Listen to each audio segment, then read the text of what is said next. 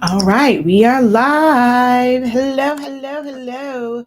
Incredible greetings. All right, I definitely have to separate these two because then I can never see the comments for both, but now I can. Yay. All right, let's go ahead and get this all set up properly.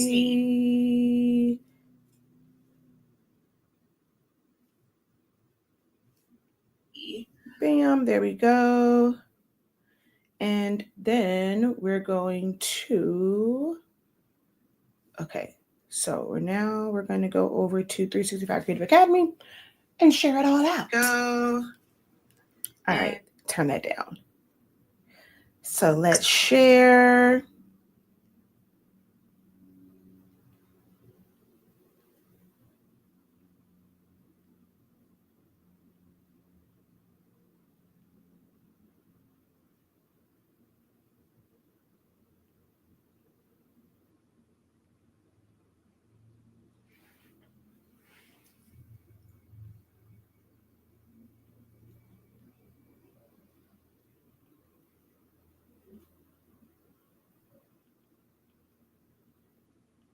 How are you guys doing?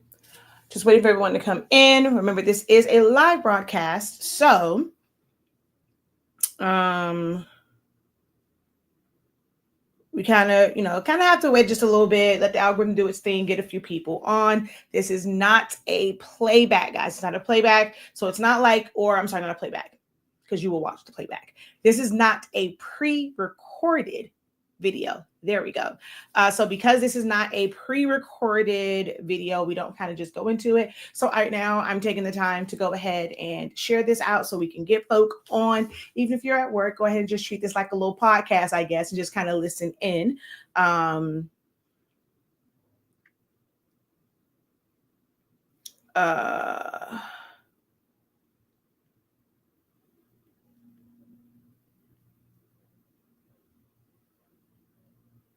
All right, so yeah, I'm just sharing this out. Okay, so we're going to talk about starting over, feeling like it's time to walk away from certain things. So yeah, that's some things we're going to talk about today.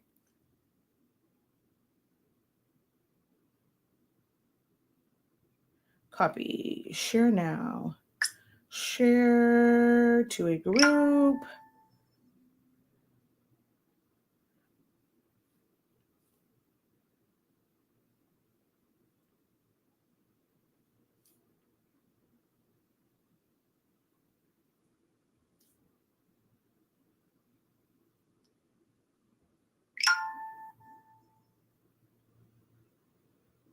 And it won't let me comment on my own post. That's kind of weird. All right, let's try this way.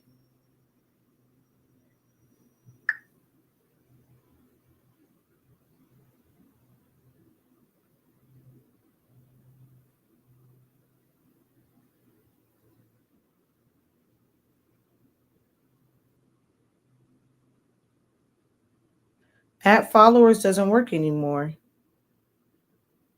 Huh, interesting. I see at top fans, but I don't want to do top fans. Oh, that's so interesting. You can't do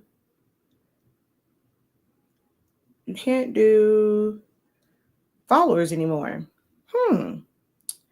Facebook is is it just from where I'm doing this at? Facebook always has all of these like changes and stuff. That's so weird to me. Like you give us a feature that can help us out and then you take it away. And then like without any explanation as to why, I mean, you have to explain this, but like, I mean, it would be nice to know, put an article out, put something to say, okay, we're taking this away because of XYZ, like, because now I'm looking for it and it's not there. So I'm not sure if it's just my phone or what, but I don't have access to at followers or I can do at everyone inside the group, but like at followers, I don't even see the at highlights. So very, very interesting.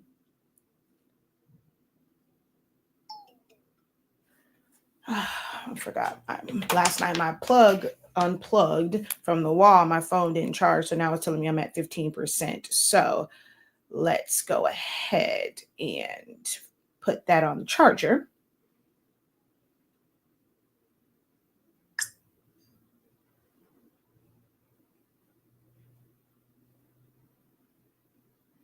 All right, so I just shared it out.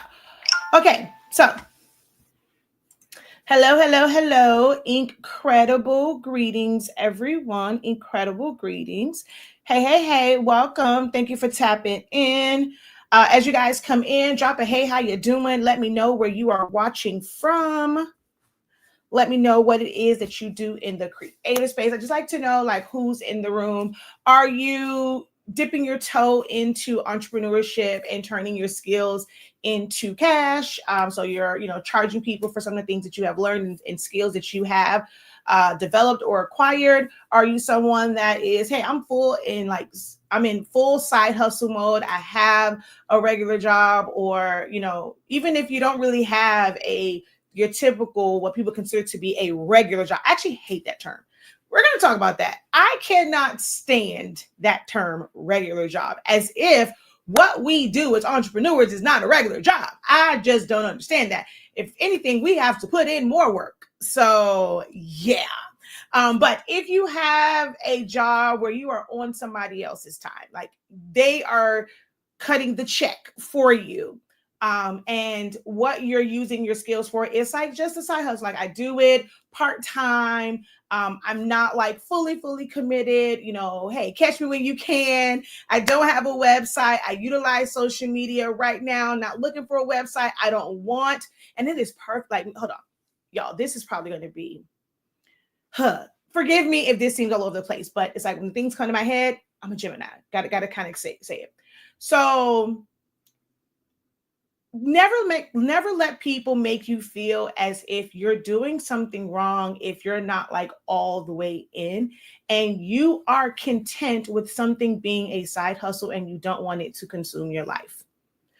Don't let anyone make you feel like you're doing something wrong if that is what you choose, if that's how you choose to proceed. If you're like, look, I like what I do, and hey, I want to be able to make some things, but I want to be able to do it on my time. I am not claiming to be a business, but we know that, sometimes people are looking for like a name. I operate in this, but this is when I feel like it. And if you are okay with when I feel like it money, that's fine. Now, when you are taking someone's money and you are going to take these orders, you do want to be professional as possible. You want to have great customer service, but it doesn't mean that you have to give up your life like for this. It's like, it's something I want to do. I'm good at it. And if I can make a few coins doing it, fine, so be it. Don't feel pressure to make it this big thing, right? It is okay for it to truly be a side hustle. When you need some mad money, hell, it might be, this will be the thing that I might go into my little bag of tricks. If I need some extra cash and I need it fast, I need that like injection of cash flow. Let me go. I got all these supplies. Let me go ahead and make X, Y, and Z, see if somebody needs And it's just going to be, for me to, get these brakes fixed, to get this oil change. The kids got prom and this and the third. Look, I just need to make a quick $500. If you plan it out like, okay, for the next month and whatever I make from this is going to go towards this thing. Guess what? It is okay. I promise you, it is okay. And then for those who are like, I am full on in, I don't want somebody else to dictate how much I can make, right? Because if you go on a job and no matter how much work you do in that hour, no matter how much, you are going to get paid a certain amount, no matter how much work you do. But as an entrepreneur, you can change and you can dictate how much money you make in an hour. What do you have the capacity to do in an hour? Maybe you can fulfill 3, 4, 5 different orders within an hour, and you are going to make more than this company that is locking you into, I do not care what you do. If you go and as a child, as a teenager, you were an overachiever, and as an adult, you are still an overachiever, and you are going and you are putting in the work, and you're doing XYZ, you're going overboard, you're getting your stuff done faster, you running through 100 of these, and everybody else still on two. Even your 100 is not going to get you more than what they have contractually agreed to give you for that hour.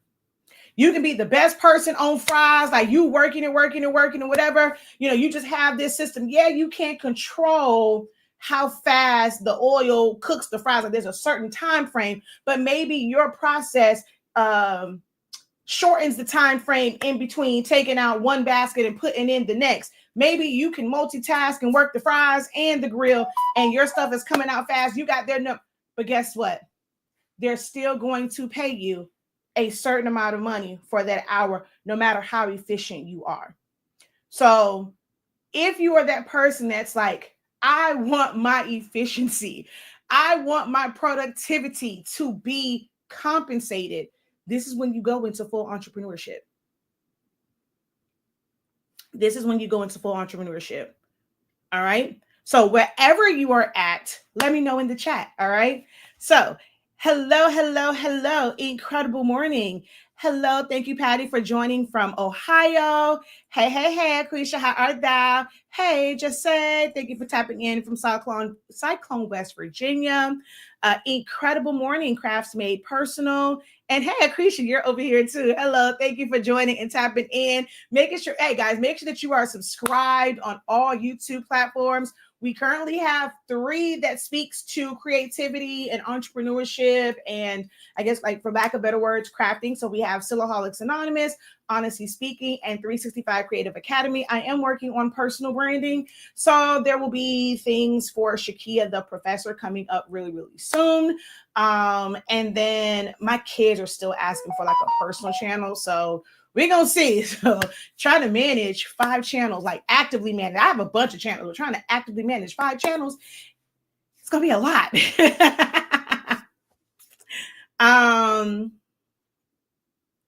All right. So, the world is changing. It definitely is. Hello, hello, incredible greetings and welcome in. All right. So before I get into it, I do see that we have a question here, which I'm going to end because normally we don't see questions. I miss the days of Q&A and having these questions just come. So even though I have a topic for today, I'm definitely going to address this question. So Crafts Made Personal is asking, if our job is a crafter, what is the professional term we should use when asked what we do? So your job is not a crafter. Okay. So, well, let me first let me back it up a little bit. The term craft, right, can be used in so many different ways. It's interchangeable with the term of skills, right? So something like, what's your craft? What's your skill? There's like a craftsman, somebody who's really great, like with furniture, they'll call themselves a craftsman. They are creating things a lot of times, like from scratch, from hand, and just, precision, things of that nature. So craft isn't necessarily, I won't say like a bad term or anything like that, because some people in a professional setting call themselves craftsmen, right? Now, for me though, in who the majority of my audience is, because of how I came into this game, it's those who are using glue, hot glue, liquid glue, using printing, using cardstock, photo paper, vinyl, and now like sublimation has made its way like really, really into this craft like industry. Whereas before, people would look at sublimation as something that was like commercialized, and you can do it on smaller printers. There's so many things that you can do on a small format printer, but it's like within the past decade, it's really like starting to really blow up like on a smaller scale. Now, what most people who end up following me are doing is, this is something that they got into, I would say, before. If I'm being totally honest, nowadays, I don't feel like anyone goes and buys a printer just to DIY. I don't say anyone. The majority of the people don't buy a printer nowadays just to make things. You're not going to get a Cricut just to make some things like on the side. For certain generation, like younger folk and stuff like that, maybe older ones and things like my mom used to love scrapbooking, never wanted to turn into a business. She just liked scrapbooking. And with scrapbooking, you have to have the things like the cutouts and you're using glue. And so that's just like doing some really cutesy, crafty, like kind of anxiety relieving, like things, whatever. People are getting into sublimation. Really just, they'll say, oh, you know, just do it on the side, but they're showing up where they are educating people, which then for them, like, as no matter how much I say it, the burnout comes because it's like you're thinking, okay, well, I just want to be the person to kind of like share whatever. But then when more and more people are pulling at you and you can't get the things that you want to get done, now it turns into this business of you teaching. So almost like bypassing actually making money from things. It's like now you have to teach because you're showing up, like showing people things. I'm just not seeing a lot, like people are joining these groups. It's not just to kind of learn it, just to learn it. Whereas a few years ago, it was, hey, I'm just DIYing this. Some crazy person told me that it will cost this amount of money to decorate this party for my kid. For me to, you know, I want to have something cute for a gift. Like I'm going to a baby shower and I want to make this like custom box. And I wanted, people were doing it just to do it. I'm finding that the number of people who are just kind of creating and buying these little trinkets here and there, it is becoming less and less and less and less.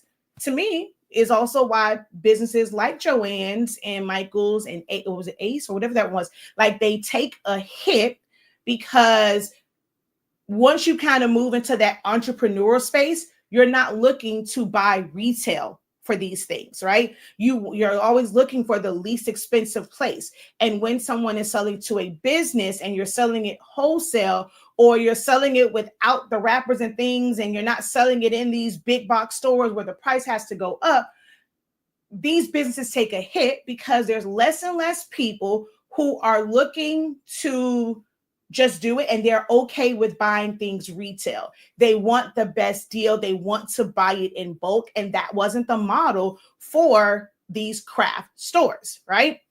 So crafting for me, in the sense of like what we do, should just be left as that. It's just crafting, right? It's just something that you do. You're going to DIM it, do it myself, right? Or you're going to, you know, I'm going to say you're going to do it yourself. And for you, it's like, I'm going to do it myself. I'm going to DIM it, right? But look at the things that you do. Can you identify a company that does what it is that you do? Now, it may not be one company that's doing everything that you're doing, right? That should also be a sign of, am I doing team too much? So if it's making shirts, does Nike make shirts? Does Adidas make shirts? Does Gildan make shirts? Does trying to think another, like who I got on my back?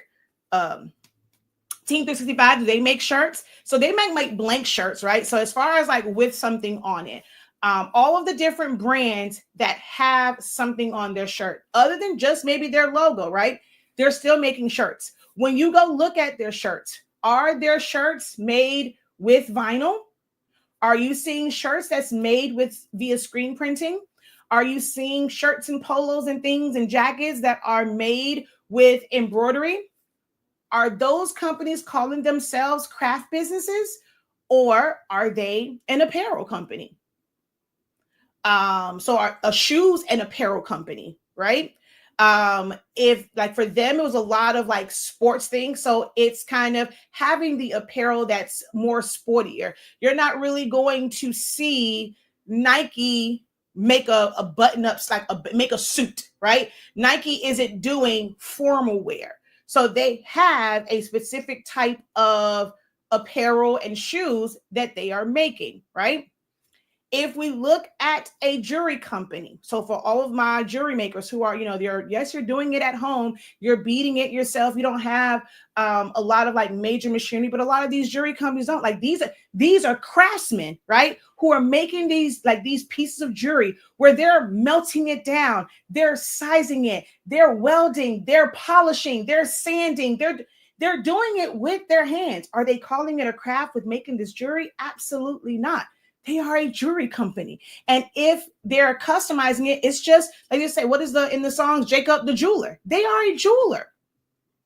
Whether you are working with faux stones or you're working with real stones and real, gold and things like that, or you're just beading, you're still a jeweler. For me, like, you make custom, there's people that make costume jewelry, but you are working with making customized jewelry. Why should your title be anything different than theirs? If there are some, they're like, I don't want diamonds, or I don't want this. Why should your title be any different? When it comes to shoe companies, they're making a shoe. If you are customizing a shoe, why is it crafting? Right? When it comes to printing things, you are someone that prints out photographs, you're mounting them to foam board or to coroplast. And why are you crafting when other companies get to call themselves print shops?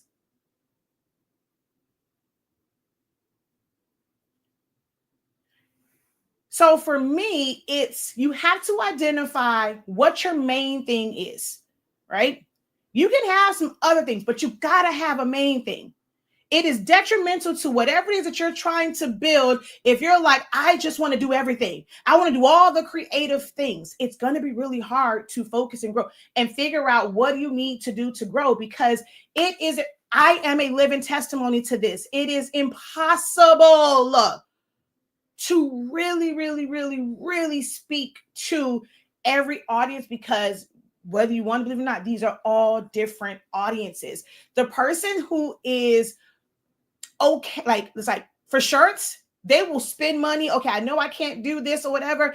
And talking to them for a custom shirt is a lot different than the person who wants to DIM their child's birthday party. Because certain things, maybe you can use an iron, but it's not going to quite come out right. You need a major piece of equipment, i.e. a heat press. And then to know the temps and this and the third, so it doesn't burn, right?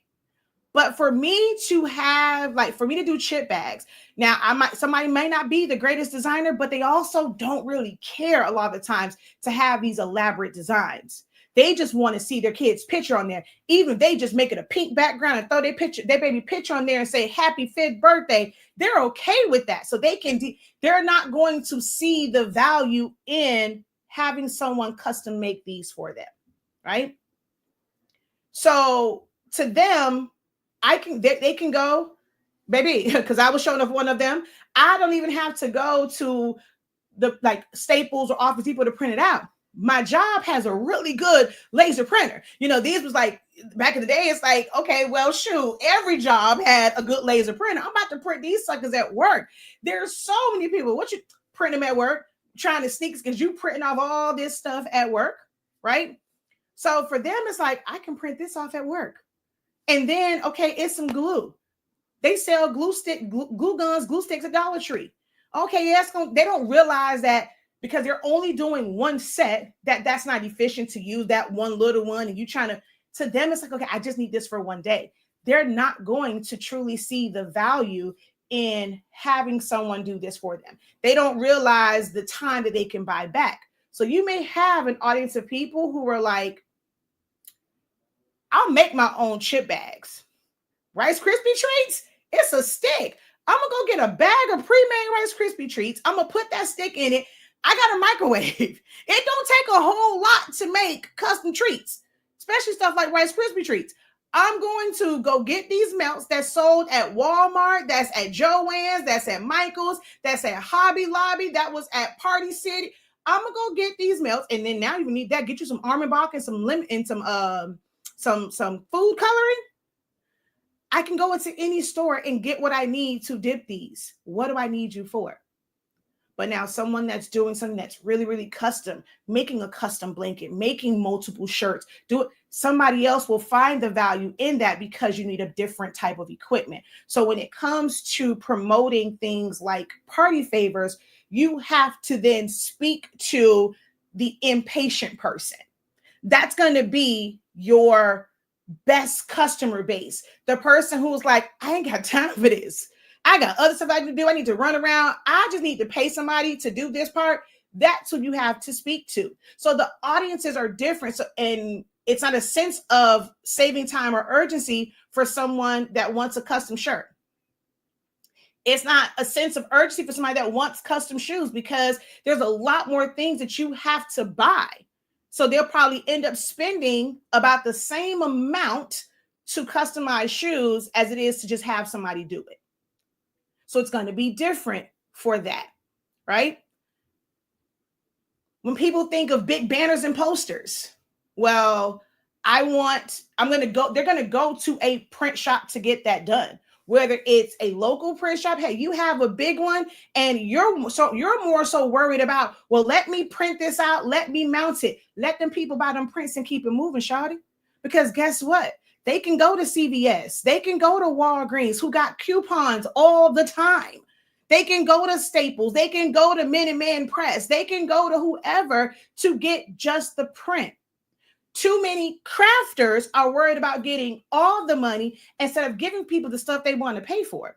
This is when you start to realize those differences, is when you will start to, it'll come to you. Your mindset will shift on what you should call yourself. Crafters try and do it all. Those who are, I'm a business owner. What does your business do? We create customized apparel or customize this because it's mainly customized or personalized. What is it that you do? You are a business. You are not a crafter. I don't know who all that was for. She asked the question, but if that spoke to you, let me know in the chat. Incredible greetings. Hey, Miss Karen, how art thou? Hey, John, welcome in. Shy Baby Jordan, or is it Shy Baby Jordan? Hello, welcome. So she was followed up with, so true. I've been doing so many things since I first started following you years back. Oh, how I struggle with making something the main thing. Man, these are the types of conversations, and like, it's hard for me to get to it, in a setting like this.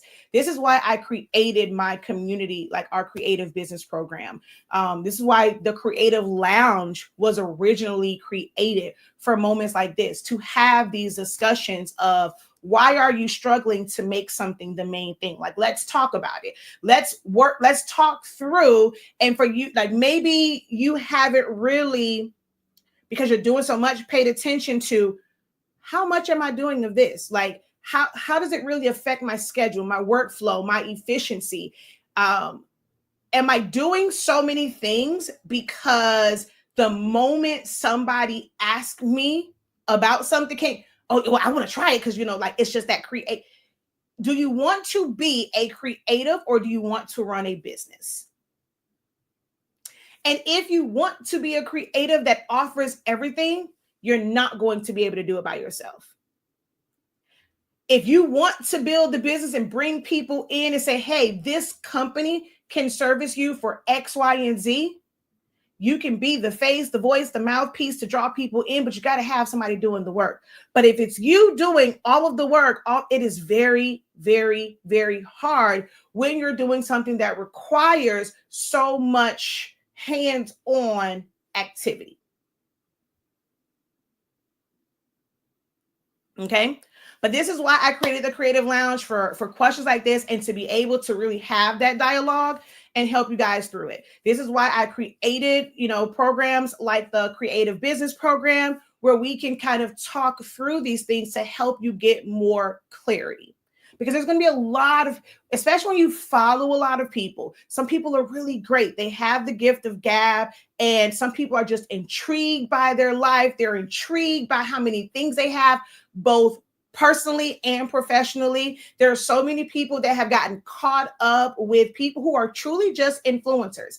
They were never in a position where they are trying to make this a business. So spending money on X, Y, and Z that wasn't like, they weren't doing it to see a return on investment. I just, this is something that I need, but then now they're showing this stuff. And the problem is, crafters see everybody that comes on to show something as a teacher, as a successful business, like you're seeing them do all these things. And I have said this time and time again, who's to say they have a successful business? You just see them making things. Maybe because of their anxiety, they're just going to make it. They're going to be like me. And it's like, I'm going to come on live. Y'all go see what I'm doing because I'm a stay-at-home mom with the kid that I'm tired of looking at. And I can't wait for him to go back to school. And I'm tired of looking at Curious George and Dinosaur Train and Caillou. This was MJ. These were his shows back in the day. I need to talk to adults. I need adults to talk back to me. So I ended up doing live videos and doing stuff because I wanted to be able to have conversations with adults. Now, I was in business too, but there are some where that's all that they're doing and they're not in business. But the moment you see somebody with a couple followers, couple videos, couple views on this, you're looking at them instantly as an instructor and they're just, I'm just on YouTube. I'm just using social media to just show y'all what I don't want to teach y'all. I want y'all to like this so I can get money from being a content creator. There's a very big difference between a content creator and a business owner who uses content to push their business. But you see folk with all of this stuff and they're using it and it's like, oh, I want this. Oh, that's going to make my life better. And you've never truly mastered the one thing. Like, so I'm in the morning meetup and David said something today and we were all cracking up but it makes sense, right? So he said, you got to hold that thing out. Okay. So basically, have you worn it out? Okay. You need to hold that thing out. Use it for everything until you can't use it anymore. Make that shit. And Stan from T-shirts, I have to say that he was like, I'm working until it breaks. And when it breaks, I'm not going to cry. Oh my God, what am I going to do? My heat press broke. I'm going to buy another. And I'm going to wear that shit out. That's Stan's word. He's going to wear that ish out too. Most of you guys are not wearing out the things that you have. It's like shiny object syndrome. You're ready to jump to the next thing because somebody you deem as an influencer probably got this thing for free.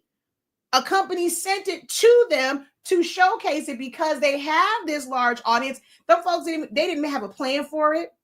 They're figuring it out as they go because they are obligated to provide so many videos, so many posts about this to justify, because this company sent it to them. They don't have any real investment in this. They can't really tell you how this is going to affect your business. How is it going to increase your capacity? It's a thing. I'm getting paid not from the things that I'm making from this, but from showing you and getting you to buy this thing for you to somehow figure out what it is that you want to do with it. So figuring out your main thing becomes really, really hard because you're every day you're trying to do something new because you're being influenced. Okay. So Karen says, sometimes we have to reframe how we see ourselves before we can tell others what we do. This is true. I agree with that wholeheartedly. And I wouldn't even say reframe. You just have to, you have to just be able to define who you are, what is it you do, who you want to serve at this time. The plans that you have for the future don't have to be discussed. You don't have to take action on those things right now. You can make a plan. I think people are losing what it means to make a plan for something, to plan for the future. Okay, I am doing this thing now. I have let's say what most people, and I'm going to have to definitely change the title of this. And I'm going to have to change the thumbnail. But I like it. I like it. Thank you, Crafts Made Personal, for your question, because this is taking us in a different direction. So thank you. I'm just going to change the title. I'm going to change the thumbnail later on. Okay. But some people may start out with, the small format printers. Epson created these EcoTank printers that are, smaller base printer, and people will get that because they just want to get into sublimation. No.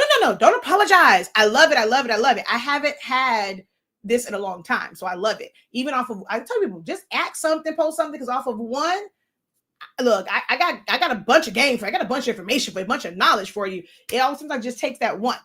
But a lot of people that I'm finding, right, just through me kind of sitting back, looking at things, I feel like so many people were introduced to sublimation, not necessarily through shirts. At one point, it was kind of like shirts and things, but I feel the biggest, in the business word, lead magnet to sublimation was things like mugs and tumblers. So having a small format printer, because people wanted to make custom tumblers. I mean, there are people, their businesses booming just off of tumblers. It's something that's small. You're able to make that like a lower price point for those. This is something that you can mass produce. Making shirts is a little bit different. Sometimes, like, compared to something small like a mug or a tumbler. This requires just a small format printer. When people were doing the mask, that's something that can fit on 8.5 by 14, 8.5 by 11 paper. So it was a really, really good entry point to have the small format. But as you're now doing it, it's like, okay, I have the hang of this, but have you maxed that out in business? Have you gone and whatever you started, like you got this and your interest was piqued because of whatever it is, I got this to do X, Y, and Z. Just because you may not be getting as many sales, like at what kind of type of marketing are you doing? Are you really, really pushing it? As David said, are you hoeing that thing out, right? Before you move on. So then it's like, okay, well, this ain't clicking in my area, So now you're gonna look at like what somebody else is doing. Okay, why not get the shirt? Like, you have this small format printer. Why not focus on baby onesies? Anything like youth apparel, things like that you can print out with this small format printer and put on a shirt. Why are we not maximizing and fully learning this process with what we have? Then it's like, okay, well, no, like, oh my God, they're doing this. And you're thinking that because you're seeing them do these larger things, oh, it must be better over here. This has to be 1,000 times better than what I'm doing. So now we want to do hacks, right? We want to piece things together. Some people get so good at piecing it together that sometimes they abandon, like, okay, I know, like, they're using a big one, a big printer. Oh, somebody try can piece this together. But what about when you saw them with the bigger, oh my God, I got to get me a bigger printer. I got to get me a bigger printer. Right? I got to get me a bigger heat press, but someone showed, okay, how to piece this together. That works in the interim, but what happened to that plan to get a bigger printer, to get a bigger heat press, right? I'm learning what I need to know now. I'm doing my research. I'm asking questions. Hey, what's the printer that you guys have? Back in the day, it was like, most people started with the large format. It's nowadays where people are starting with the small one, because a few years ago when sublimation really popped off, wasn't nobody buying them small printers. Everybody was getting the 7710, 7720, 7210, 7610, 7620. People are getting those. Like, they started out big. But then when the EcoTanks came, the price point was a lot higher for these EcoTanks. So people are like, oh, okay, well, let me try this small one first. Let me just see if I like sublimation. And you know you're going to like it. So you should have made a plan to get that larger one. It's going to cost you $6, $7, $8, $9, $1,000 for this larger printer. You knew you saw people doing larger stuff. You were going to want it. You said this is a starting point. But then you get upset. Like, you yourself told you, well, I just want to get this just to see if I like sublimation versus.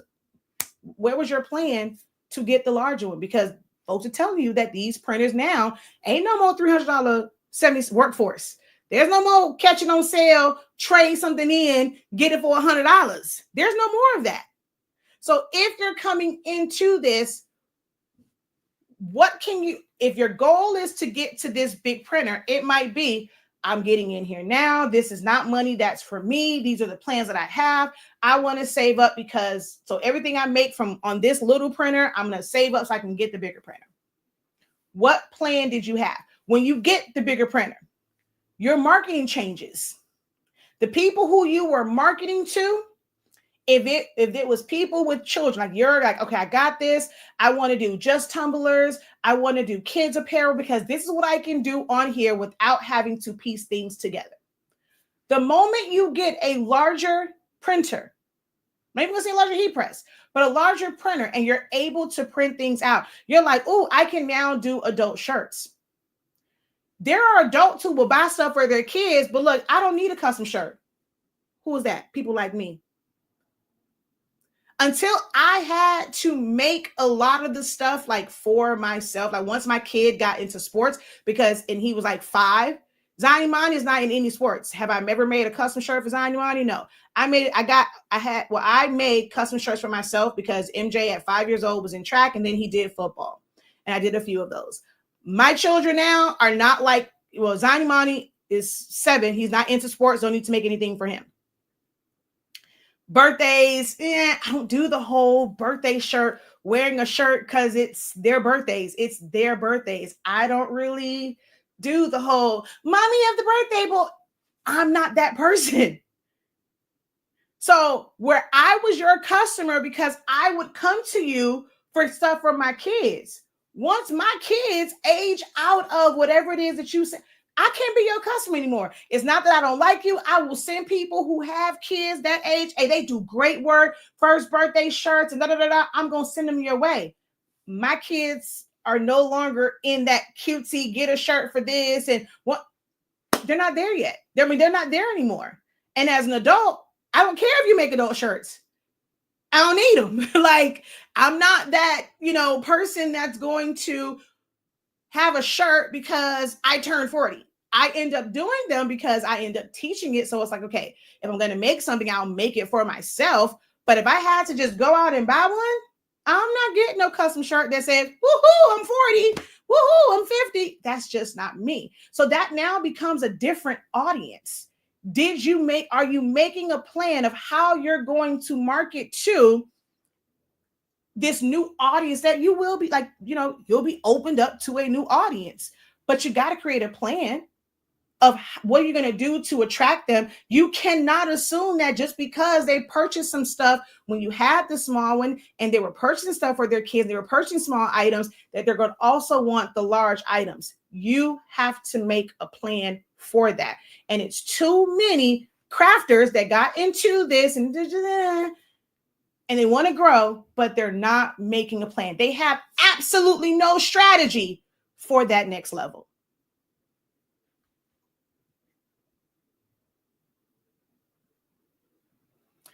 Hold on one second because it is hot in here now. Please hold.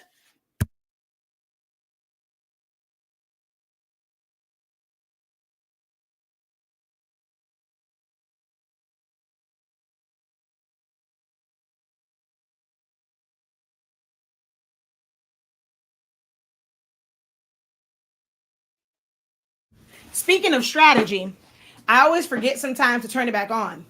Our house is really, really cold at night.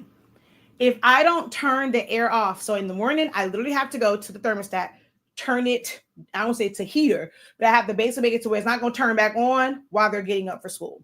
I got to go turn off all fans. Air conditioner is high, fans are still on, full blast for these kids and my husband.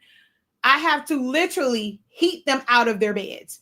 Zion Imani, I have to turn on the heater in our bathroom in order for him to, he has a robe on, the heater has to be on. If these kids feel comfortable and they're nice and shit, like they want to be wrapped up because it's cold, ain't no getting them up. There's no getting them up. So I have to turn all the heat down. And then I get in front of this ring light and stuff. I forget to turn it back up. So I was getting a little warm. Had to go turn the air on. But that's the strategy I have to have in order to get my kids out the door. Because they will stay snuggled up under them blankets all day long if you let them. Okay. She says 7710 started here. Hey. I made that mistake with getting a sublimation printer. Took killing 2 small ones before I brought my. So I'm not going to say it's a mistake, because there are some where it works for them. Now, the issue would be, so when you say, like, killing them, like, did you, as David say, did you hold them things out? Did you work them, and you got like a bunch of prints, or, fell victim to the fact that, like, well, I'll say this. I don't really recommend the small ones. I can't really get into it. Y'all, I've gotten into it. Y'all act like y'all don't be listening to me, so I'm not going to harp on it no more. I'm going to let y'all do what y'all do, because there's more people telling y'all to get the smaller ones. There are people doing giveaways for the small ones. More people doing that than what I'm saying. So I just learned to shut the hell up about it. I'm just saying. But I'm not going to say that it's like a mistake, because some people don't need a large format. If you're going to get small format, you can get a small format, just get like good ones. That's not going to give you as much issues to print your smaller items. We sold rolls. Like, when we got our rolls, we were the first and really the only at one point to sell 8.5-inch rolls. Like, we thought about the smaller format printer.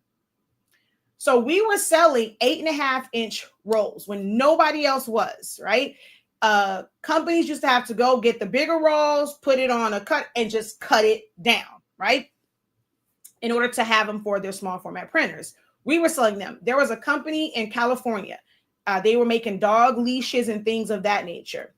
We would order 8.5 by 11 rolls, and it was like more so for our audience. And because I'm doing videos, they found us. They would literally wipe us out. And, oh, are you going to keep these in stock, whatever?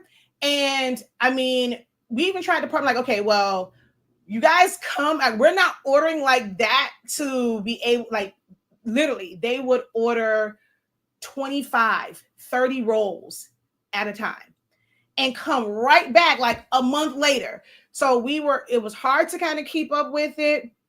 But then it's like, we can't order them relying on them to purchase it, because we end up with all this inventory. And we're like, what happens when they don't need it, or we don't really kind of like know when it comes to them. Now we're just stuck with all this inventory because our audience really didn't have an opportunity to. But I say all that to say, they had all small format printers, because what they were printing, what they were doing, it was better for them to have multiple printers, because I can print out they can print out, let's say, pattern 1, pattern 2, pattern 3, and they just, like, it's just running those patterns, versus having this large format one that you then have to cut all this stuff down and like, they had the long, I'm not sure if you guys know, there's actually a heat press that is not like a 16 by 20. It might be like a 6 by 30. Like, it is meant for like sleeves and like ties and things like that.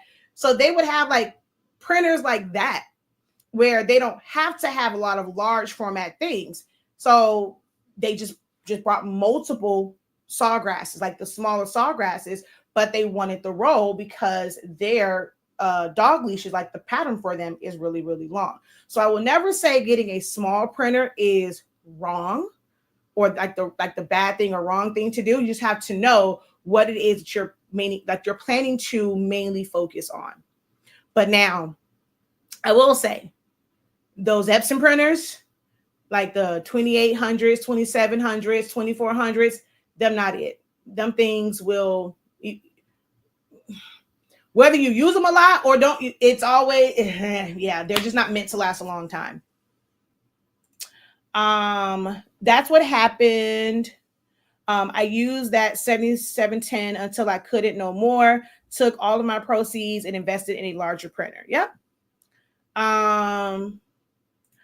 I have the Epson 7610, 7710, 7820. Yeah. So know that your comment like started a discussion, but it's not just meant for you. Like, it's for that applies to anyone. A lot of people start off small. The fact that you have these means that you started a while ago, because to have a 7610, that's an old school printer. Like, that means you have been in the sublimation game for quite some time to be able to have access to a 7610 and a 7710. So, but those who were not around during that time frame, they were not able to get that and just kind of start with a large format printer. I actually started off with a small one. I had done well, so as far as printing in house with sublimation, for me, it wasn't something like I had a heat press, right? So I was doing like vinyl. I was using it for screen print transfers. Um, and I've used it for sublimation as well, but it wasn't something like I wanted to really print in house. Like to me, it was the larger printers, it was the tacky paper. It's just like, so I would design things and I would have a print shop, a print company who specialized in nothing but sublimation prints. I could not go to them for a banner. I could not go, they only did sublimation prints. And I went to them and they printed out the things that I needed. I just came, cut them down, and sublimated HTV and gross grain ribbon to make cheer bows.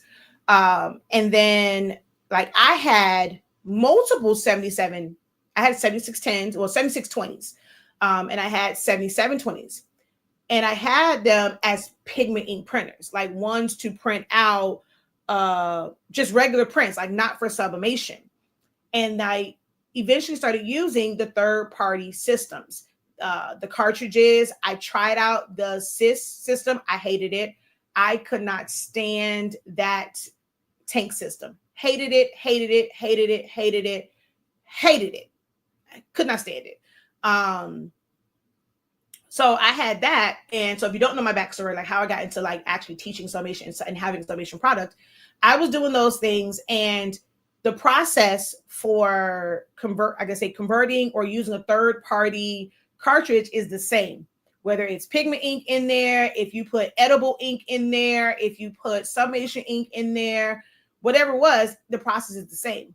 So because I was an authority in all things Epson workforce printers, I was invited to a group.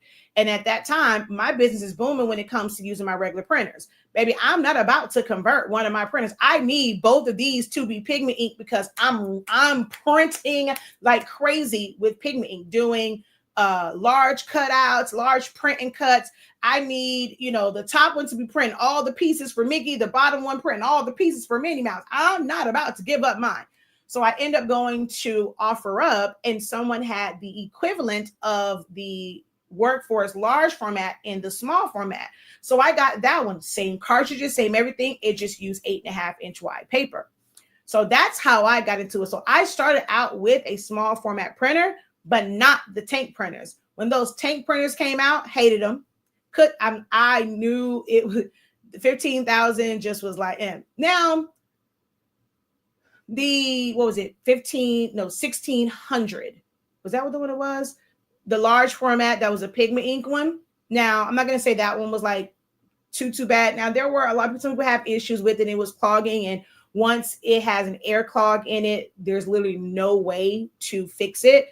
But they end up getting really, really good with those. And it was like less and less issues when it came to that $1,000. Because like, hello, people are spending $1,000. These should not be clogging. Even when you were using like a third party ink, it's still pigment ink. It should not be clogging like this. They got better with that. They came out with the 15,000. It's a dye-based ink. It's a slightly thinner ink. So putting pigment ink in it or trying to put sublimation ink in it, it caused issues. They had issues with it jamming. It was just a lot of issues to me when it came to 15,000.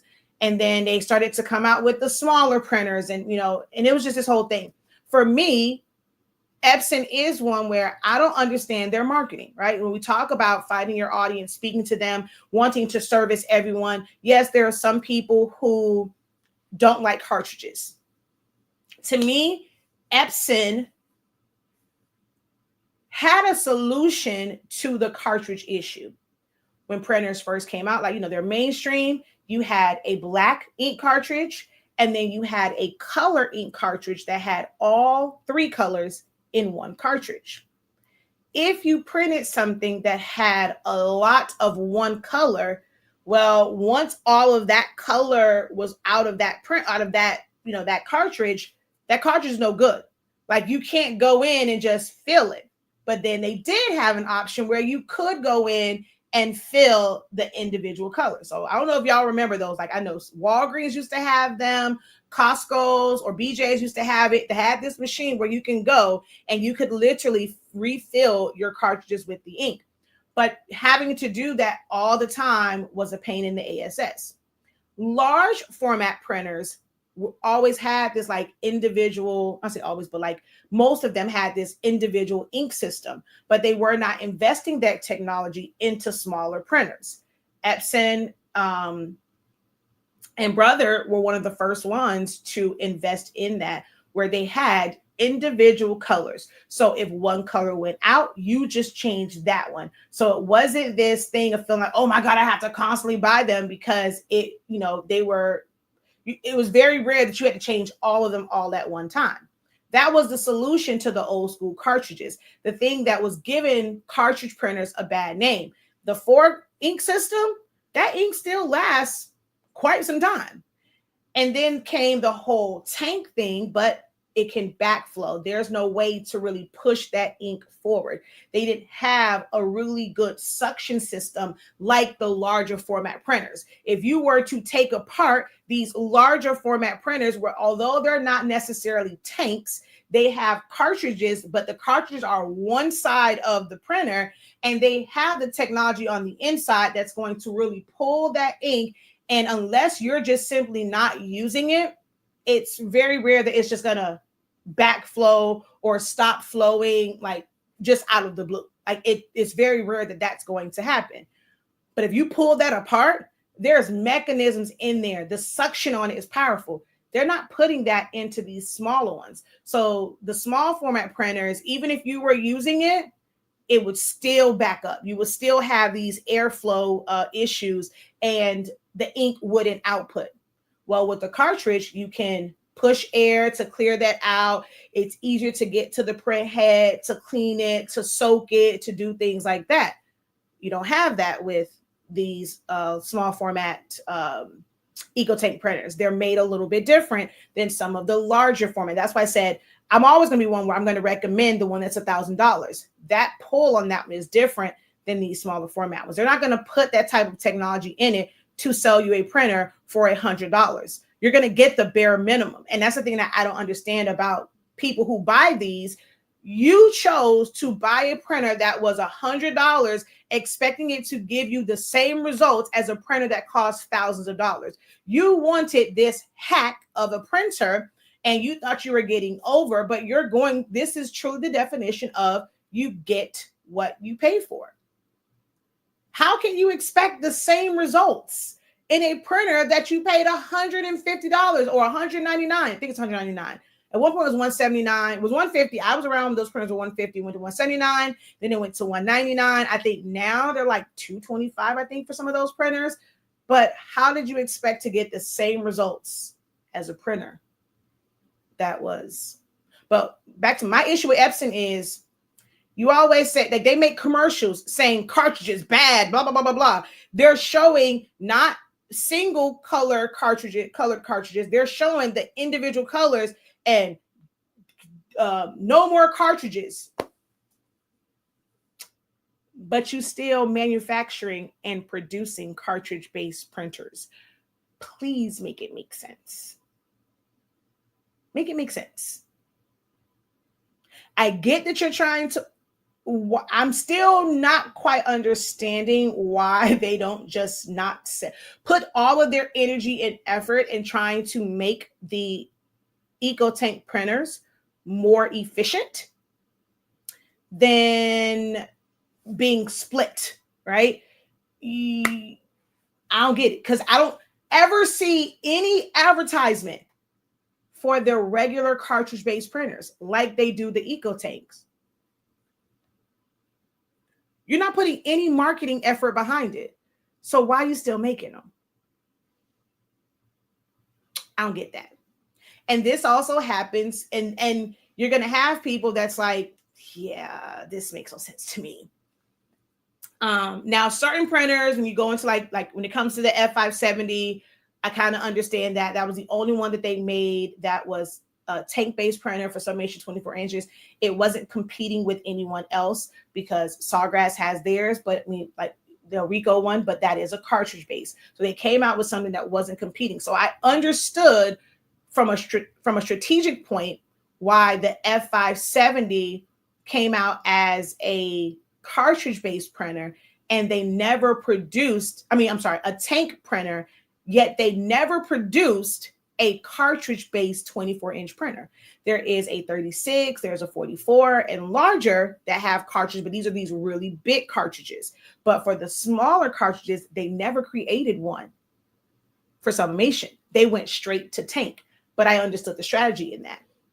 One of the things that I feel like helps me in business is when they say looking at the big dogs and what they're doing, the psychology behind it, the strategy behind it. How can I then apply this to what I do in business? Success, they say success leaves clues. Looking at some of the things, the good and the bad. What made companies fall?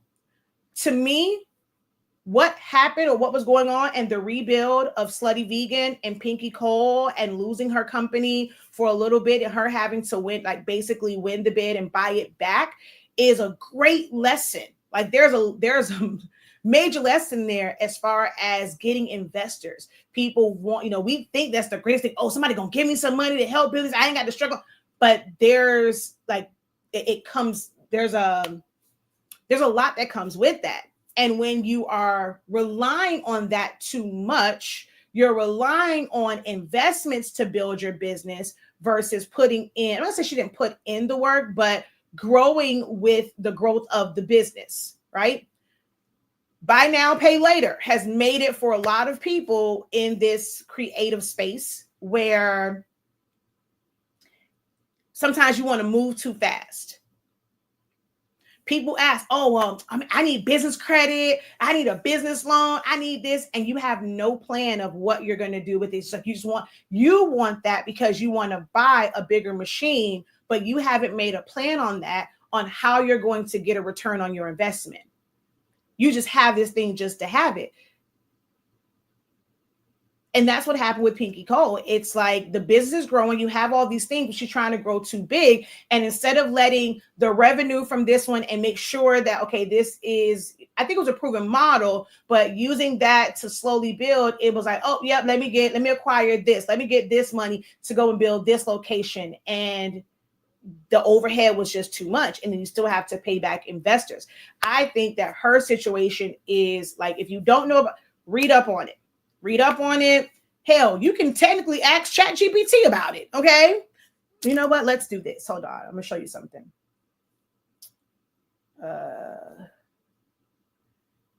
Can you give me a breakdown of the Pinky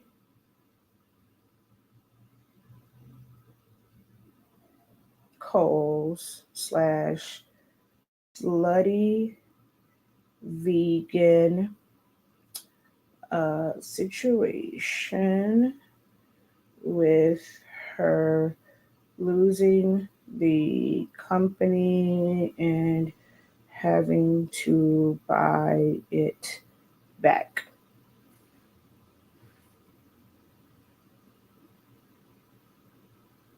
And because it's been on so many places, it was showing all the places it was pulling information from. So Pinky Cole, the founder of Slutty Vegan, experienced a significant business challenge in early 2025 when she temporarily lost ownership of her company due to financial difficulties. The downturn, despite Slutty Vegan's impressive growth and valuation of $100 million. Now, this is something that's important for people to understand. $100 million valuation was put on it because of the amount of, and this is the thing I hate about like investments, right? Sometimes because somebody was willing to invest a certain amount of money for 10% of that company, right? It's like, okay, if this amount represents 10% of it, then it needs, like, it's valued at this. I think that's the dumbest, like, I'm sorry. In business wise, because you see it on Shark Tank, and I'm just like, they're not even there yet. But because somebody invests a certain amount of money, it instantly gets this valuation, but it doesn't mean that they have the capacity to really make that amount of money just because you saw fit they needed this amount of money, and you put the deal was this amount for 10%, this amount for 20%, or whoever, whatever. And it's like saying that it's valuated at this amount. And I think that, I'm sorry, doubt you'll ever see this. I'm not big enough, I guess. But to me, when that happens for certain people, it makes them big headed. I love, and like, I watched the story of the guy for the CMOS, and he went on there and it helped push his business. But he has also gone on to interviews. He was on David Shan's Social Proof, and he has said he has not gotten one dime from the sharks that agreed to invest in him. He's still building off of his own strengths and the growth of his business. Yes, he can go to them for advice and things of that nature, but it was certain things that needed to be in place. But he's still making moves. He was still building his plant. He was still doing whatever it was, like in Bahamas, to be able to like a CMOS farm or whatever it is, like off the coast of Bahamas. He was still doing all of this, but never received not one dime from the sharks. So when you look at someone who's like, okay, I'm getting this money, I'm using it, but look at the position it puts you in. So escalating corporate overhead costs reaching over 10 million. More money, more problems. While individual restaurant locations remain profitable, meaning they were making more than the and what's weird to me is they say, okay, it remained profitable, but then she also said that she had to pay payroll from her own funds. Well, then to me, that's not it being profitable unless you fall into the trap like many crafters do, where you're looking at profit as more anything above the supplies that you purchase. Forget everything else. Oh, I'm profitable because I am able, like, I made more money. The shirt only cost me this. The vinyl cost me this. Oh, and I made this. But labor is a part of your business. That's a business expense that has to be covered. Marketing is a part of your business expense. Your profits should be able to take care of all of that. That is a downfall that many entrepreneurs, you're not really looking at what your true overhead is for business. So she made the difficult decision to relinquish ownership of Slutty Vegan to an assignee as part of a global restructuring effort. So talk about like the comeback and stuff like that, 2.0, personal resilience.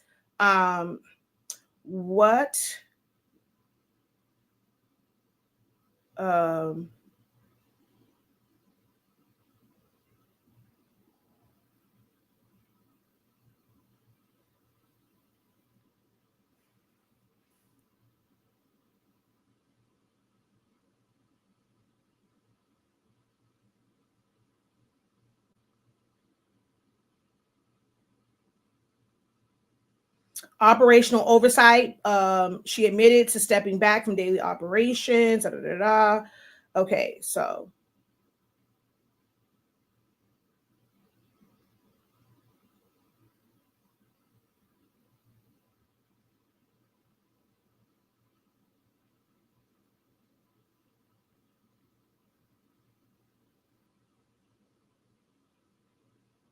I'm asking the downside of too much investment, loss of control,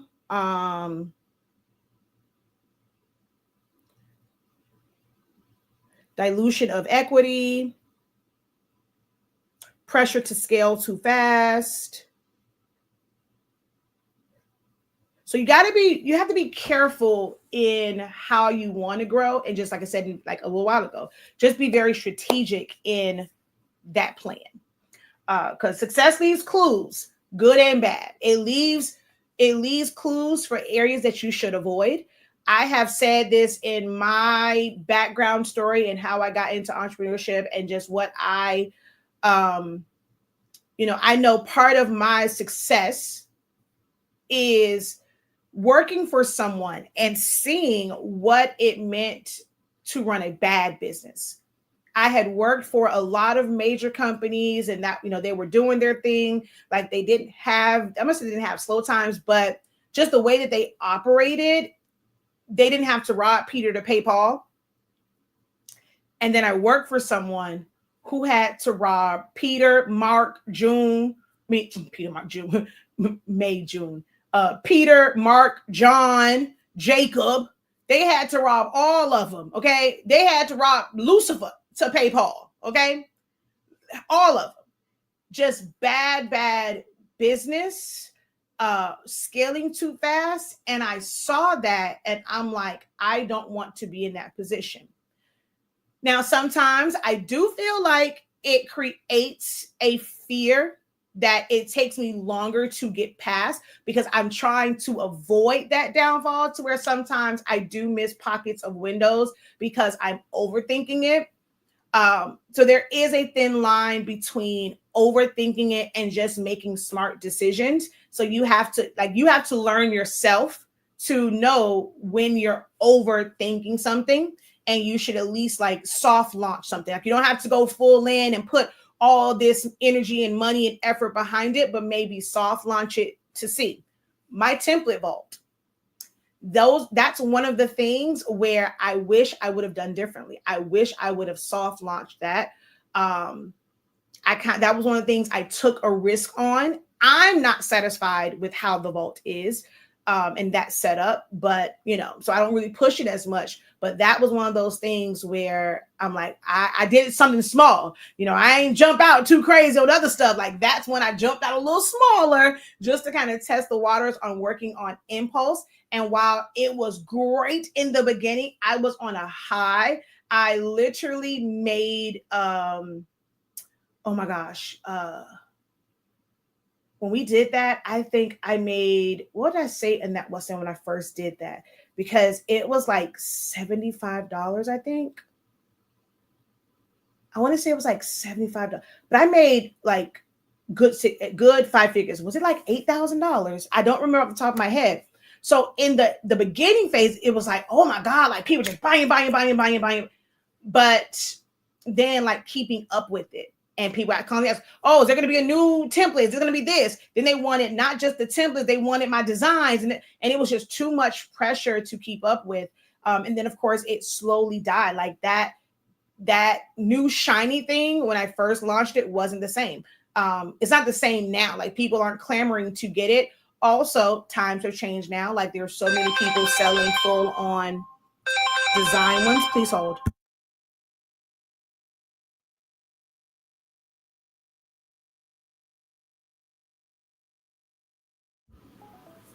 So it's there's like people with the Canva templates, and more people are selling like the Photoshop ones and things of that nature. So it's a little bit different. Um, but yeah, that's one of those things where I'm like, I put caution to the wind and tried it, and I'm still trying to figure that one out. Wow, we are an hour in. Like I said, I am definitely going to change the title of this and the thumbnail, because yeah, and I'll save the topic that I was going to talk about for another day. I'll open it up.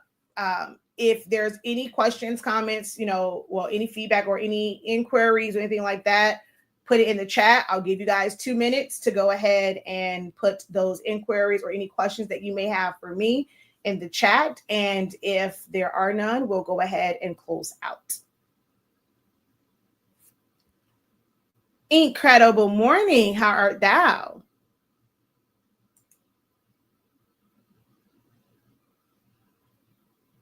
She says, "Do you want to be a creative? Or do you want to run a business? Love it."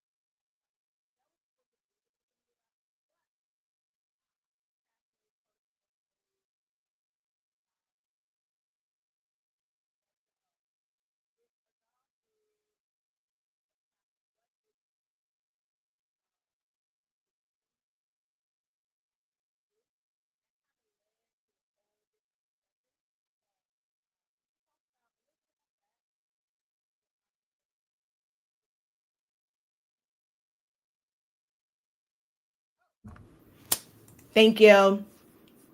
Okay, so let me say this again. As far as, so her question was, what is the conversation about? Um, so it's kind of shifted a little bit.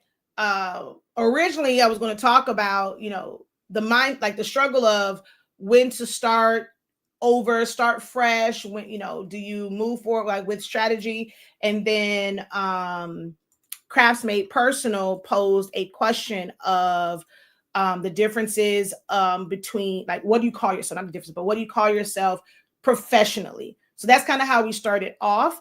And that led me into like just kind of talk about some other things. So it's just kind of gone into slightly different conversations. But now I just opened the floor where if anyone had a question for me, to go ahead and post that question.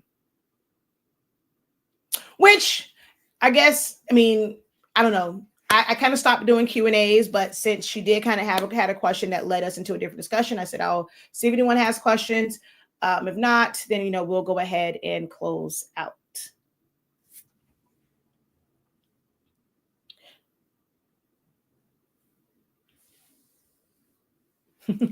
She says, opening this bling studio has been stressing me out.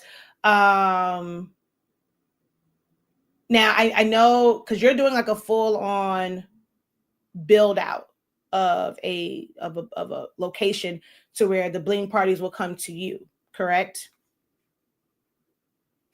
She's like, I've given up many days. Yeah. So, I mean, that when we do get into that one, that would be a great time. I'm trying to debate. Tonight is our creative business. Creative Lounge is where these discussions were supposed to live, but we do make room for it in our creative business program to kind of talk through these things. We talked about bundles and how to properly set bundles and packages and figuring out what bundles and packages work for you. And gonna kind of go a little bit deeper into that. But I would love, like for conversations like that, when people come and it's like talking about the burnout, keeping it real. We try to have those open dialogues and space to just be vulnerable about your feelings and what you're going through. And sometimes it's getting, it's sometimes you also do need that gut punch or someone to help you really see beyond what you see and feel, because you're in the midst of it and it's like, I gotta get this done, I gotta get this done, whatever. But somebody else may be seeing the gaps that you are not seeing, right? Because they're on the outside looking in and you can't really tell, you know, where adjustments should be made at, like, and things of that nature. So this is why I'm always inviting people to the creative business, even if you just try it out for 1 month, to see how it will help your mindset, help you understand your business and being a real business owner, moving beyond just like thinking and feeling like a crafter. And what are the strategies that you need? What's the mindset that you truly need to have? Are you making the right? It feels right to you. It's like, what's the difference in you doing something because you want to do it and it makes actual business sense, right? We've all been in that situation. We'll get into something because it's something that we like, but we have not taken the time to really figure out if it's what the masses want, who we plan to sell to. Does this make sense? So if you are able to join the creative business, show up to the live Zoom sessions. The playbacks are great, but it's better when you're in the room and you can really like relax, relate, release. Like you can kind of, get it out to others who are going to understand, what you're going through.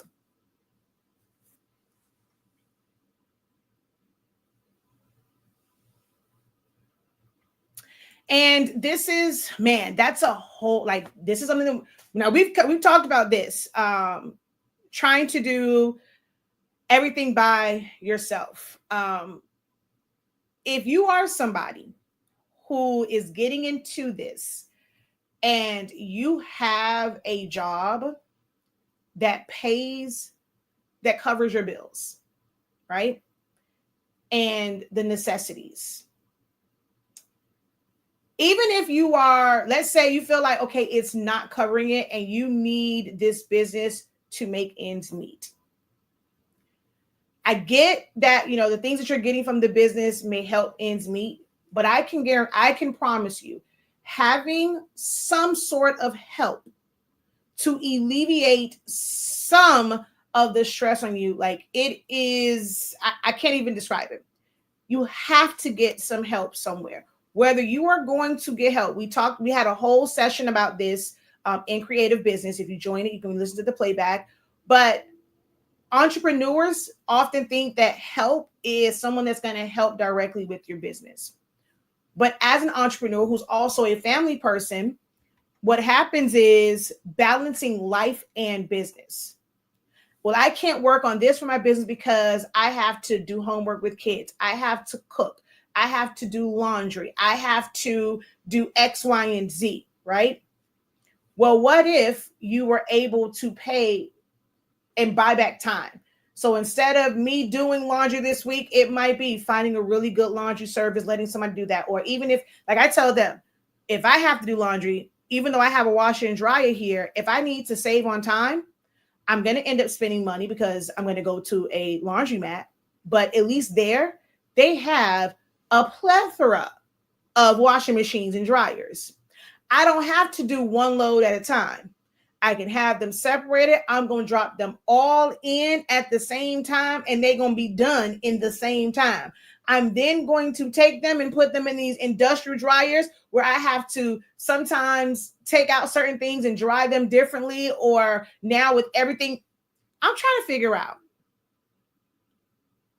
how is it more efficient when it's taking twice as long? I cannot stand how long it takes these high efficiency washing machines to wash a load of clothes. And the dryers to me are even worse. When I can go and it's truly high efficiency at the wash house and they're bigger and I don't have to break down loads, I can probably fit about 2 good loads in that one dryer. So it might take me 4 washers, but I'll need 2 dryers. To me, that's more efficiency. That's more efficient. So I'm going to go and do that to buy back time so that now I'm not just sitting here running back and forth and da-da-da-da. It might be that you need to have someone, maybe take out your underwear, but have someone hang up clothes, fold clothes. Have your children do that. Tax break is having your kids on payroll, making their allowance come out of the business versus your personal money. That's a tax break. Make them do chores, because don't take rocket science. Washing dishes, I want to wring MJ neck every other time he washed dishes. Because, bruh, you ain't feel this stuff was greasy on the bottom? Get your hand in there but you can't F up hanging up some clothes. Let them children hang up. They can't mess putting some clothes on the hanger. I promise you they can't. They might not be able to fold everything, but they can't mess putting some clothes up on the hanger. They can't mess putting the clothes. We have to fold it and you want me to go into your little funky room and put it away? No, come get this. Put it away. Anybody got time for that? Learn to buy back time, because we feel like we're doing stuff by ourselves, but it's also not just the business. It's piling everything else on top of that. So if I can eliminate some of the personal things to free up time for me, it works out. But even on the business side, right? If you have a job, like a main job, utilize some of that money, even if, and this will sound crazy, I don't care if it's all of the profit that you've made from those orders and you technically don't make anything from it, but you're going to hire somebody for them to learn these things. They can work the website. They need to learn how to work booking. They need to learn how to order. Like, even if you're just teaching them how to order the supplies, customer service, what's your onboarding, what's your follow-up, what's this? Like, have somebody do these things. If it's like in your case, the bling tees, I'm not sure if they're brushing stuff. If it's learn how to work this program, load this mat to cut out these templates.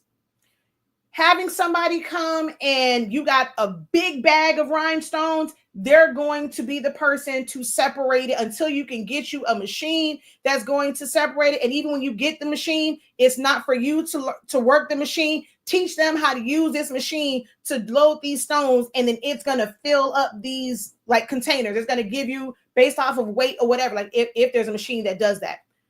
But have them do these things. Even if all of your profits is going to them after you pay for supplies, it's fine. Because as your business becomes more efficient with this person, it's going to increase the capacity that you have to be able to do more and generate more sales, generate more revenue to increase your profits to where you then can get paid from it. But so many people are afraid for help. I am lucky in that I didn't really have to look for a lot of outside help for the paper and things. Even did all the shipping and things like that. And with sales slowing down when it comes to the best submission paper ever, he's able to still do that after work. Now, if we were still at the level that we were 2 years ago, or even like 8 months, a year ago, it would be very difficult for me to plan for teaching and do the lives. I would be like he was, stuck in the fulfillment center, like just filling orders. I would not be able to do this business and that business at the same time. So for honesty speaking, I was able to be the face. I was able to do the demonstrations, and he took care of everything on the back end.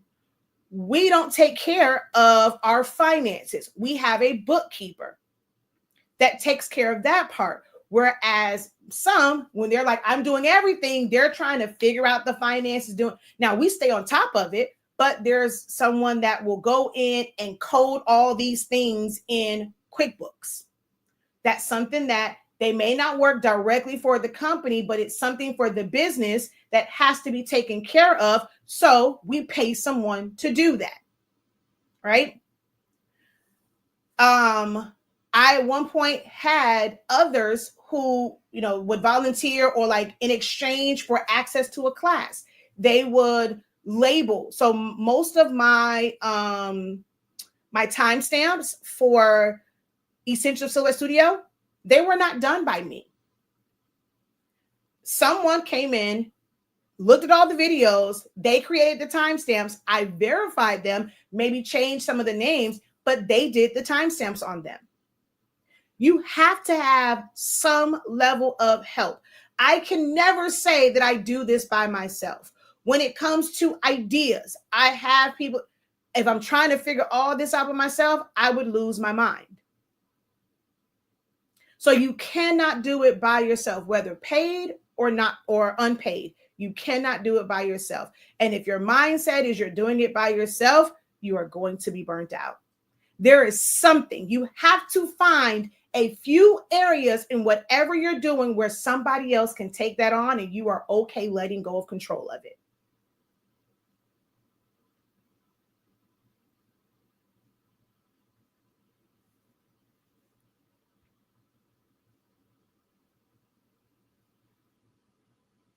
They don't have to take it seriously. You think them kids at Walmart, at Chick-fil-A, at McDonald's, at the shoe store, you think they take Foot Locker's business seriously? Do you think they care if Foot Locker goes belly up? No. That's your passion. They're there to do a job. Create a clear job description. Create tasks for them to do. They don't have to have passion about it. They don't have to have a passion to fold shirts. They don't have to have a passion to organize templates. They don't have to have a passion to separate rhinestones. That is your passion. You just need to make sure they are competent enough to do the things that you need to do for the success of your business. but they don't have to love it. They don't have to have this great passion for it. That is the issue. We're looking for people when we're thinking about hiring people that are going to give it the same energy and effort as you do. But there's a lot of things in the backside of business that doesn't require the same passion. You got to be able to separate those things to be able to get the help. Was I passionate about the jobs? Hell no. I went and worked for Uncle Sam. I ain't want to look. I understand enlisting in the military means I might have to go to war. But do I really want to go to war? Hell no. I'm just here for the benefits and the schooling. Let me get my Pell Grant. Let me get my free schooling. Okay? I'm sorry. You really want me to fight? So what had happened was,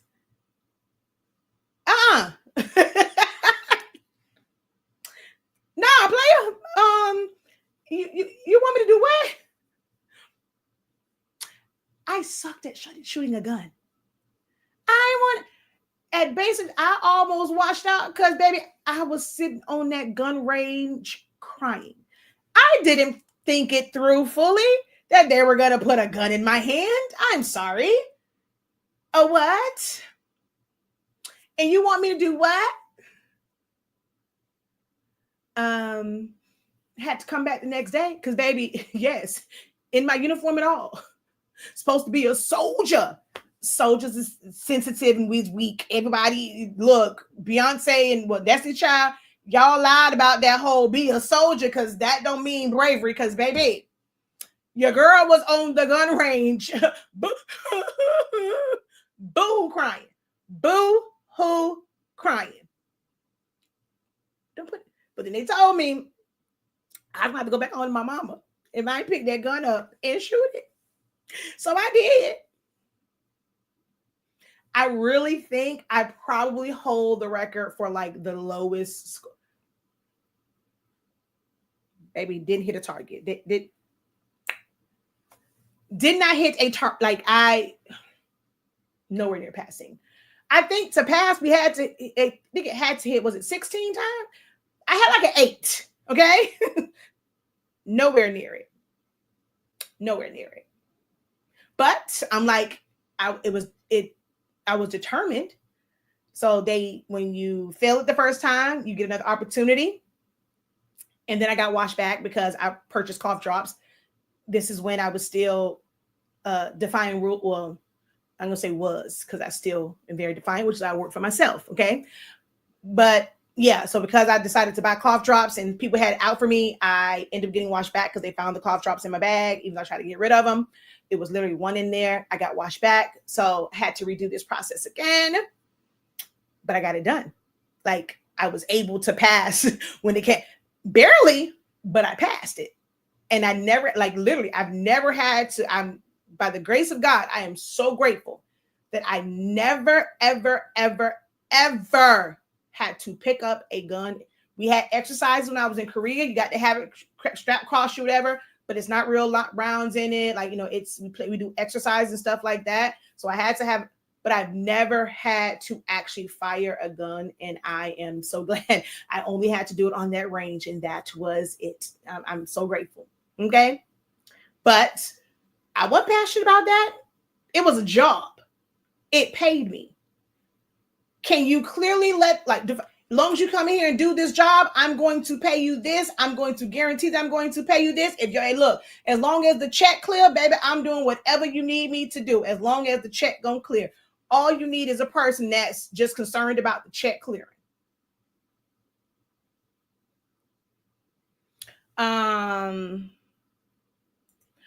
Not so much as passion. When I give those simple tasks, then I get the side eye. So is it that they're wanting to do the bigger task? What's the compensation? What's the payroll like for it? I had someone say they would work with me. I gave her a task of just cutting the flock down and found that's not what she wanted to do. So did not seek her help again. Okay. Help and So damn, I don't know if Javia's on here. So me and Javia last year, probably, we had this back and forth, right? I think we were on the Blank Spot Live and we were talking about like teams and having a team, blah, blah, blah. And I was like, I don't want a team. I need staff. And then it was like going back and forth, like, okay, that's what I mean. And people's like, oh, I need help. I don't need help. I need workers. I need employees. Like there's a difference in that, like, well, from mindset for me, right? And so we were having this dialogue back and forth because for her, team and staff and help, they were the same thing. I don't see them as the same thing. I had help when I had my event planning business where I didn't have to do everything myself. Yes, my mom came, blah, blah, blah, blah, blah, cousins, but also I had a certain standard. They did not want to learn how to make the bows the way I wanted them to be tied. It's like, oh, you need to switch to the spandex. Anybody got time for this? My mama tied them like they were shoestrings. They were floppy. And so I had to then, okay, nope. Y'all take care of all of this stuff. If me as the business owner, the most important part to me was the bows, I am going to set it up to where y'all can take, because you can't mess up putting a tablecloth on tables. You can't mess up, because most times I already had the balloons done. Put this balloon over there. If it's already done, you go hang this, attach the metal to the magnet to it so I can put it in the ceiling, do those things. And I will sit here, make me an assembly line. Literally used to have an assembly line where I was the only person because nobody else wanted to tie them to the standard that I needed them tied to. They can do everything else and I'll go through check. But when it came to the bows, even as the owner of the business, I had to do that. Because the help that I got, they're not trying, like to them, it's like whoever, whatever, right? But if it's somebody who you are hiring somebody, this is in order for you to get this amount of money, you have to do these tasks. What's the problem? When we go on a job, you're giving your offer letter, you are agreeing to this, you're doing the paperwork like an employee, you're going to get paid. We're telling you that you're going to get paid on this day and this day. You just have to come in here and do this job. If that was not the setup, then you do just have help. And if you are treating it like, okay, it's like, whoever, just, and you don't have dedicated tasks, you're not structured, you don't have processes and procedures. If you don't have standard operating procedures, they're going to treat like, okay, I'm just here to help. People don't go on their job saying, I'm here to help. I'm here to work. Work requires structure.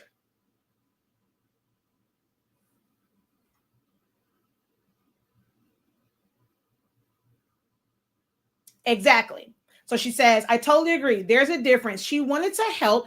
And it's no issue like with people wanting to help. I welcome all help. I'm grateful for my family, my cousins, my husband, where they want to help, but they did not want to work.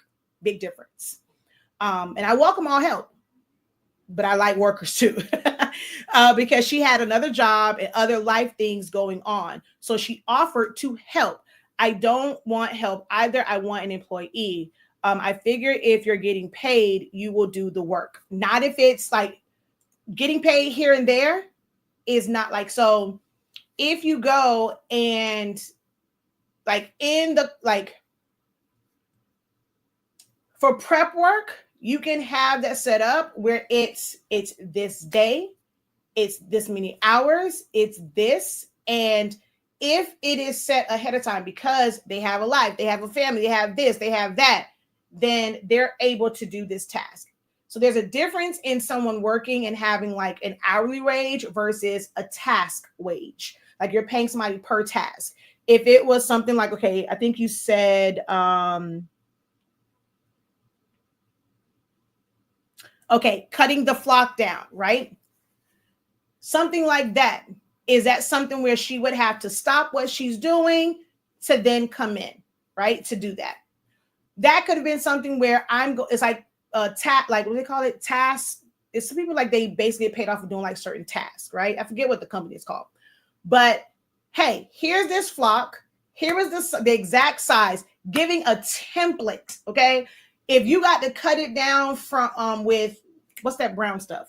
Chipboard. Don't say, okay, well, you're gonna measure it to 6 inches. I'm going to give you a template. I'm going to give you chipboard, or I'm going to make it something that's a little bit sturdier. I'm going to go and have someone with a laser printer or a laser with a laser cutter. They're going to cut this acrylic that you cannot mess up. You can put it on the end. It got lip to it, and you can cut this down. Or I'm going to give you a mat. It's pull this to this, cut it here. If it's going to be what's this thing I got right here? If it's a cutter like this that they were using, okay, I'm going to still give you a template. I'm going to take that template down to this. Even if it hangs off, you're going to bring the edge to this point and you're going to cut. Make it as easy for them as possible to complete that task. Is that something they can do in their free time? Hey, we have an event on Friday. I need this done by Wednesday so I can do whatever. I'm going to give it to you on Sunday. Are you last minute with giving them the task? Because when you go on a job, things may come up, but there are certain things that, hey, I just know what to do. Or they're going to give somebody a task.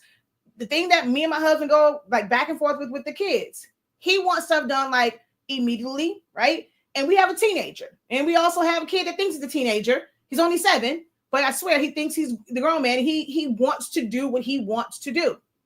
So we go into, you need to do this. The deadline to get this done is by this time. Now, I've given you ample time to do it. If you don't complete that, you ain't got nobody to blame but yourself, because I gave an expectation of what I wanted done when it needed to be done by. You would do the same thing, right? I'm going to give this to you. So now you may have to do more in planning as a business owner. If I know that this person wants to help, they got a life, they got let me give them more time. So I now need to make sure as a business owner, I can order this flock. I have the funds and stuff like that to order this flock. It's going to come in on Saturday. We're going to have a meeting or whatever. I can give it to her. And you have from Sunday to Wednesday, I need this amount cut. And you didn't pay for this task. Now, should you choose to do 2 cuts on Monday, 3 cuts on Tuesday, 4 cuts on Wednesday to get it all done, or whatever, however many it is, you chose to take up multiple days. I'm not paying you to be here multiple days and do no work. I need this task done.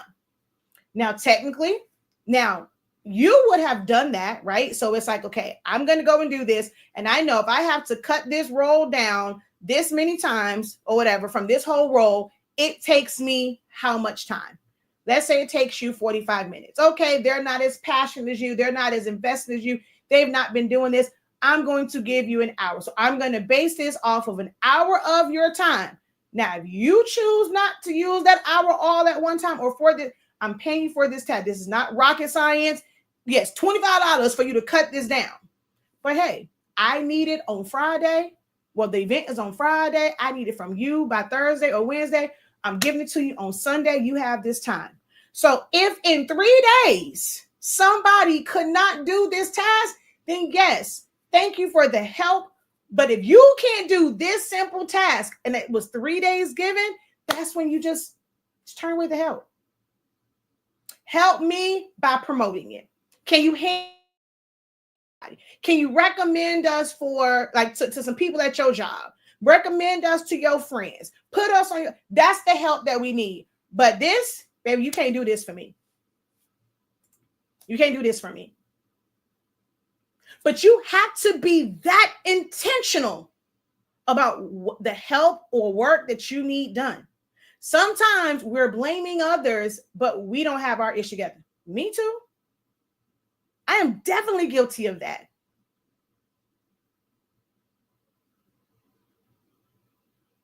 Are you truly prepared? This is why I started these programs, to enlighten you on these things, because this is not something that's talked about on the videos that get all the views. It's not talked about. So you're not getting this imparted to you on a regular. Because for some, oh, this is too harsh. They want the stuff to make, oh, they're just so approachable. They're just so positive. It's not that it's being negative, it's being real. But most people don't want that perception. They just want to be so positive and so encouraging that people don't talk about it often. But it's needed. What's the strategy? Reframe how you're thinking about things.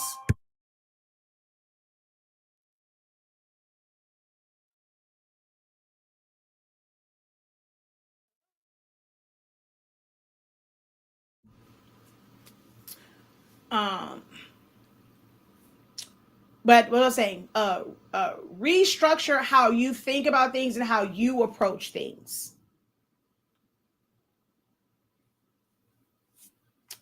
I absolutely give deadlines. My goal is to be ready for all events. However, I know I have some work to do myself. Self-awareness is always going to, and like I said, you said you're giving deadlines, but maybe it's just, is this something like, okay, let's say for the flock, did she have to come into your location to do that? Or did you give her free reign to be able to take it home and be able to finish that task? Like, it's like things like that you have to think about. So people talk about like virtual assistants and what is it that they can do? Like, not say virtual, but like off-site help. What tasks can someone do off-site and not having to like really be in your face? Like, what are some tasks that they can do that will benefit you? This comes with identifying the exact tasks, the exact skills that someone needs to have, writing them down, writing them down, writing them down, or recording it. I cannot stress how critical voice recording or just recording a video is. Because we know most of us don't like to write like that. You don't like to type. The best thing Microsoft ever did was dictation. I taught MJ about that because he feels like he types slow. Baby, let me show you something, MJ. You see this little microphone right here? Click that. Speak what you want to go on this page, okay, for your notes. It's gonna type it for you. Been using, I guess that's not really AI, that's just it. I guess, that is some sort of like the fact that it knows the characters to be able to go into Word and do dictation and it's typing it out for you, text, voice to text. Oh, baby. I have been using that for years because I know I don't always, I like to draw, I like to jot down ideas, but we're talking about like, I'm going to dictate it. And if I don't have to worry about writing it all nice and neat, I understand my own handwriting. So even if I do write it, I'm going to go to the computer. I'm going to hit that little microphone on Microsoft Word and I'm going to read and then be like, wait, what the hell was that? Oh, wait, got to stop it. Got to go back because it'll put, what the hell was that? That's happened so many times. So I got to pause it, look at it. Okay, let me rewrite that. Okay, boom. All right, now I'm going to say that. What? And see now, ChatGPT, when I say, what the hell was that? They ignore that. They understand I was trying to figure it out. They read around it and they're going to give me back what the hell I need. Baby, ChatGPT is Microsoft Word dictation on steroids. Love it, okay? My life has never been the same. Like, well, look, I could never, okay, not pay for my ChatGPT. If I got to go and do something strange for a little change, to get these folk their money for ChatGPT, baby, that's what I'm gonna do. That and Gemini, and yes, God. Long as I got Gemini, Advanced Intelligence, and ChatGPT on my side, but I never feel like I'm alone. Never.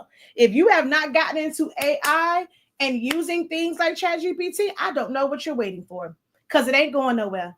It's just gonna get stronger and stronger and stronger in every parts of our lives, baby.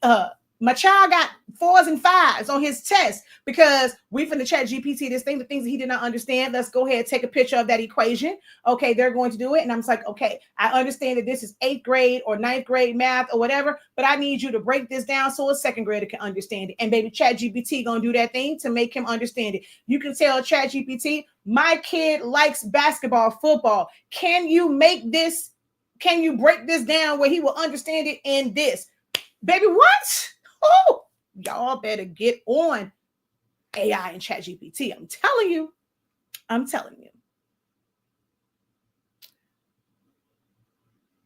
Okay, I offered her to take it home. I even offered to give her the cutter to use it to cut it down.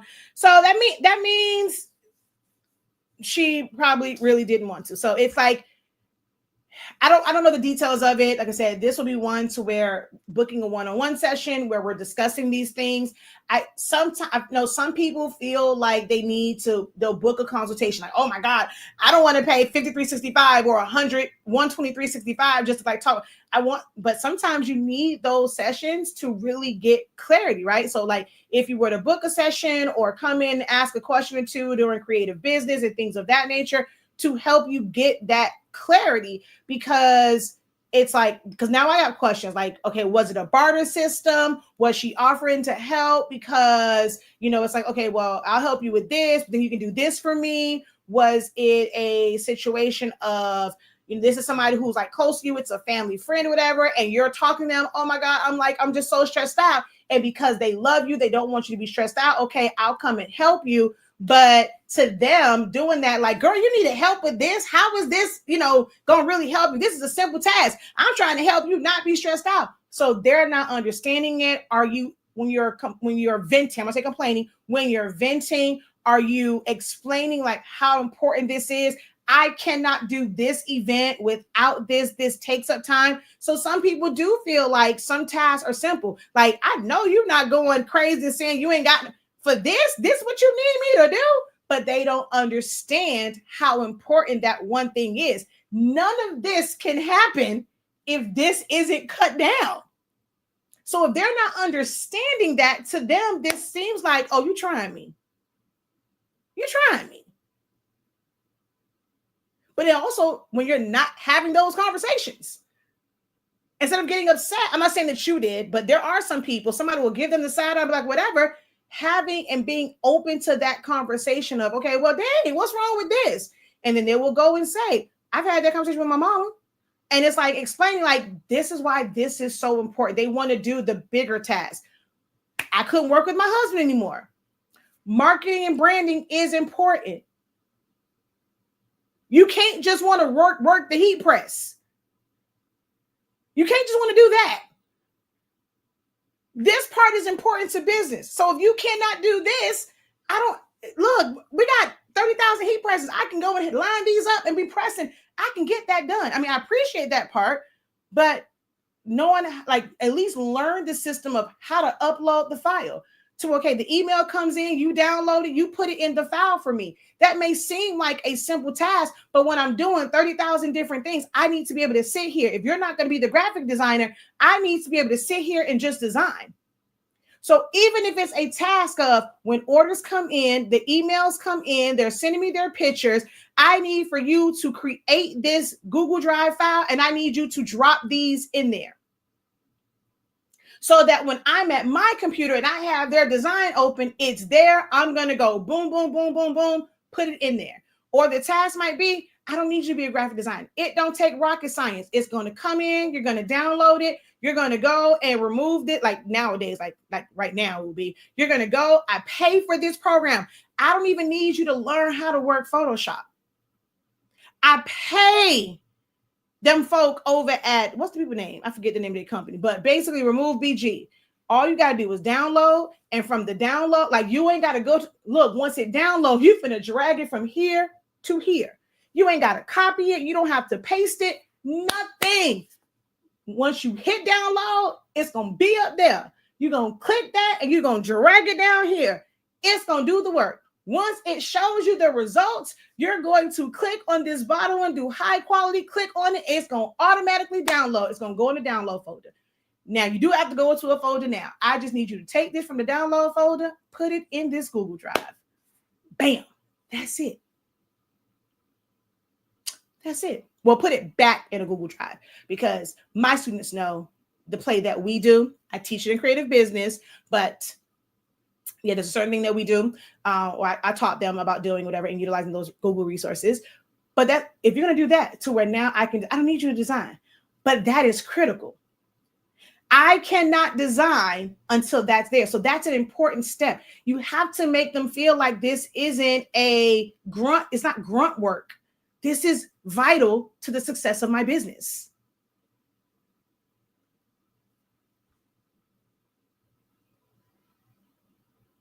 Yeah. If she's uninterested, then asking, having that conversation, ask, okay, explaining everything. This is what our business do. So in order for me to be able to put on these, this is everything that's required.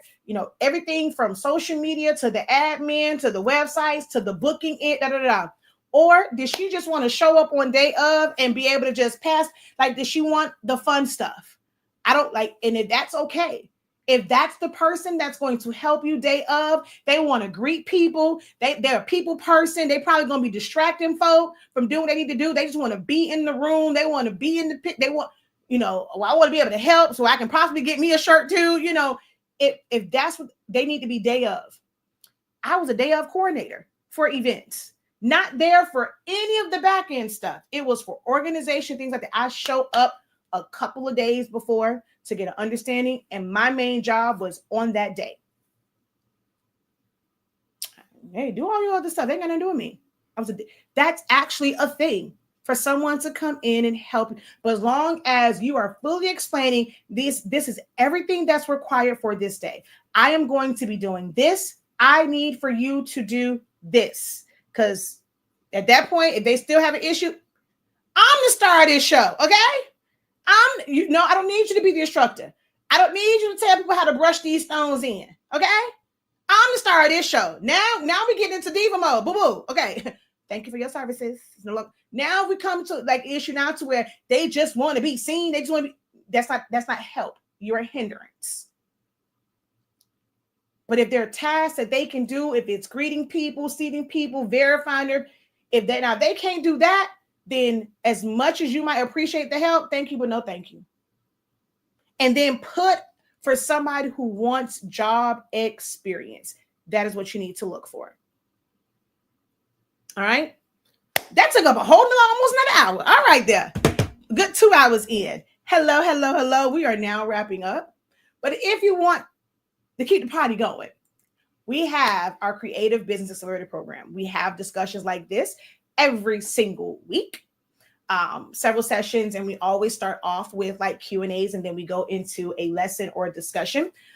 We have co-working, so those tasks and things that that you need to do for business when you want that help and support and just need to carve out that time to sit and do it because it is on your calendar. If you do nothing but put our program on your calendar, we have days where it's co-working days. Okay, so let's all work on this. Let's work on our social media content. Let's work on our marketing and branding. Let's work on our descriptions. Let's work on our pricing. And we're doing this together and getting feedback from others. This is what we do in the Creative Business Program. You can sign up via our website. The link for it should be in the description of the video, or you can go straight to our website, learn.365 Creative Academy, and you're going to look for the banner that says Creative Business Program. We actually do have a session tonight at 7 p.m. Eastern Standard Time. Okay. So with that, thank you guys so very much for hanging out with me. Those who have been here maybe for the I don't know. Has anybody been here for the full 2 hours? Let me know, even if you're at work. But however long you have been here, thank you for just deciding to spend some of your day with us. Hopefully the conversation and the information was helpful for you. And we'll see you next time. I'm going to change the thumbnail for this. So if you're trying to come back, I don't know what I'm gonna do, because like if somebody was trying to come back to this, you're gonna be looking for this one. But yeah, just remember this date, okay? Remember May 22nd, and I'll put that somehow in the thumbnail. so that you remember to come back to this one. But I'm definitely going to change the thumbnail and the title of this live. All right. Until next time, have a great one. Continue to unlock your creativity and be incredible. Peace.